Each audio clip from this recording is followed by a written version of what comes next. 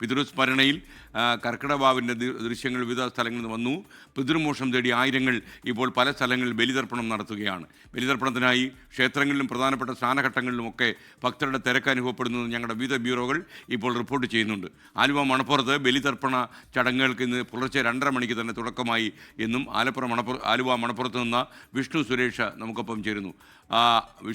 വിഷ്ണു സുരേഷിനെ കൂടാതെ തിരുവല്ലത്ത് നിന്ന് റിനു ശ്രീധർ, തിരുനെല്ലിയിൽ നിന്ന് സുർജിത്ത് അയ്യപ്പത്ത്, തിരുനാവായ യിൽ നിന്ന് വിപിൻ സി വിജയൻ, കോഴിക്കോട് നിന്ന് സമീർ സി മുഹമ്മദ് എന്നിവരും നമുക്കൊപ്പം ചേരുകയാണ്. ആദ്യം ആലുവ മണപ്പുറത്തേക്ക് വിഷ്ണു സുരേഷ് ചേരുന്നു. വെളുപ്പിന് 2:30 മണി മുതൽ തന്നെ അവിടെ ഭക്തരുടെ തിരക്കാണ് എന്ന് ഞാൻ മനസ്സിലാക്കുന്നു. എന്തൊക്കെയാണ് മണപ്പുറത്തു നിന്നുള്ള വിശേഷങ്ങൾ? Good morning. വലിയ തിരക്കാണ് രാവിലെ മുതൽ അനുഭവപ്പെടുന്നത്. പ്രത്യേകിച്ച് കനത്ത മഴയുണ്ടായിരുന്നു രാവിലെയൊക്കെ. പക്ഷേ അതിനെല്ലാം അവഗണിച്ചുകൊണ്ട് പിതൃപക്ഷം തേടി ഭക്തർ ഇങ്ങോട്ടേക്ക് എത്തുകയാണ്. ഇപ്പോഴും അതിനൊരു കുറവും സംഭവിച്ചിട്ടില്ല. പെരിയാറിന് തീരത്ത് വലിയ തിരക്ക് അനുഭവപ്പെടുന്നു. ഏകദേശം 60ഓളം വരുന്ന ബലിത്തറകളാണ് ഇത്തവണ ആലുവ മണപ്പുറത്ത് ഒരുക്കിയിരിക്കുന്നത്. അതോടൊപ്പം തന്നെ സുരക്ഷാ സംവിധാനങ്ങളും കൂടുതൽ കർശനമാക്കിയിട്ടുണ്ട്. പ്രത്യേകിച്ച് മഴ നിൽക്കുന്ന ഒരു പശ്ചാത്തലമായതിനാൽ തന്നെ ഈ വെള്ളത്തിലേക്ക് പെരിയാറിലേക്ക് ഇറങ്ങുന്നതിനടക്കം നിയന്ത്രണങ്ങൾ ഏർപ്പെടുത്തിയിട്ടുണ്ട്. ഒപ്പം പോലീസ് സുരക്ഷ ഏകദേശം 200ഓളം വരുന്ന പോലീസുകാരെ വിന്യസിച്ചിട്ടുണ്ട്. ക്ഷേത്രത്തിന്റെ 1 കിലോമീറ്റർ അവിടെ വെച്ച് വാഹനം തടഞ്ഞ് ബാക്കി ആളുകളെ അവിടെ നിന്ന് ക്ഷേത്രത്തിലേക്ക് നടത്തിയാണ് വിടുന്നത്. എപ്പോൾ വന്നതാ? എത്ര മണിക്ക് വന്നതാ?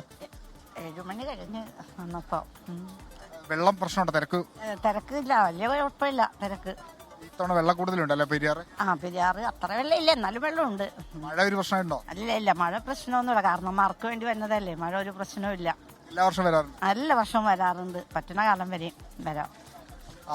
കഴിഞ്ഞ തവണ ഈ പെരിയാറിലേക്ക് ആളുകളെ പ്രവേശിപ്പിച്ചിരുന്നില്ല, വെള്ളം കൂടുതലായതുകൊണ്ട്, മഴ ശക്തമായതുകൊണ്ട്. പക്ഷേ ഇത്തവണ അങ്ങനെ നിയന്ത്രണങ്ങൾ ഒരു പരിധിവരെ മാത്രമാണുള്ളത്. ഇവിടെ ഇറങ്ങി മുങ്ങുന്നതിനൊന്നും പ്രശ്നമില്ല. ബലിത്തറകളൊക്കെ ദൃശ്യങ്ങൾ കാണുന്ന പോലെ നിറഞ്ഞു നിൽക്കുകയാണ്.